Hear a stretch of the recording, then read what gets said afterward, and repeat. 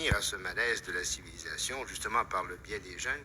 Et je voulais vous demander si vous paraissait caractéristique que une des conséquences de la culture de masse, c'était la promotion de l'idée de jeunesse.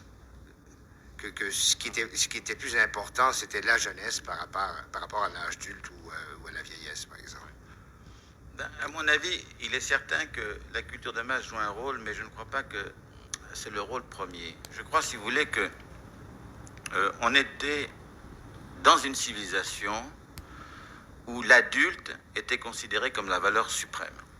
Or, ce fait qui semblait normal n'est pas normal du tout. Par exemple, dans beaucoup de civilisations qu'on appelle la primitive ou archaïque, c'est le vieillard qui est l'homme véritablement accompli, parce que c'est lui qui sait, qui a la sagesse et qui a la science.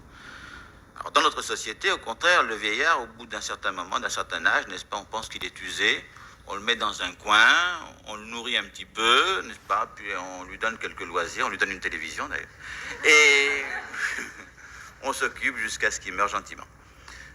Autrement dit, c'est fini, n'est-ce pas, le règne des vieillards est terminé, maintenant c'est le temps des petits vieux. Mais l'adulte voit déjà son règne menacé, parce que dans une civilisation en devenir extrêmement rapide, disons, il n'est pas dit qu'un homme de 40 ans même ait plus d'expérience qu'un homme de 20 ans. Dans le domaine scientifique, on se rend compte qu'un jeune chercheur, n'est-ce pas, est déjà plus apte qu'un homme de 40 ans.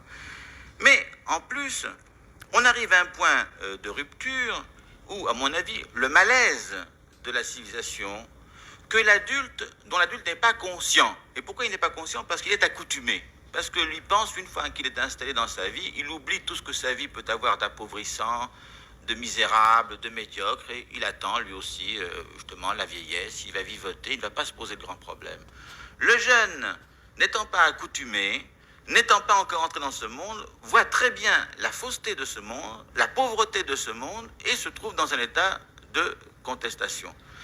Et à travers toutes ces fameuses contestations, ce qui est en question, finalement, c'est le droit de l'adulte de considérer sa société, sa vision du monde comme la seule vraie, et considérer que les aspirations ou les volontés des jeunes sont des enfantillages.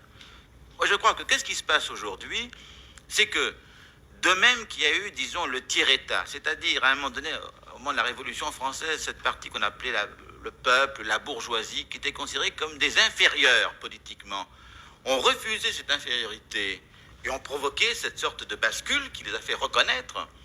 De même qu'à un moment donné, les pays colonisés ont refusé cette tutelle et ont fait reconnaître leur indépendance, je dirais que de même.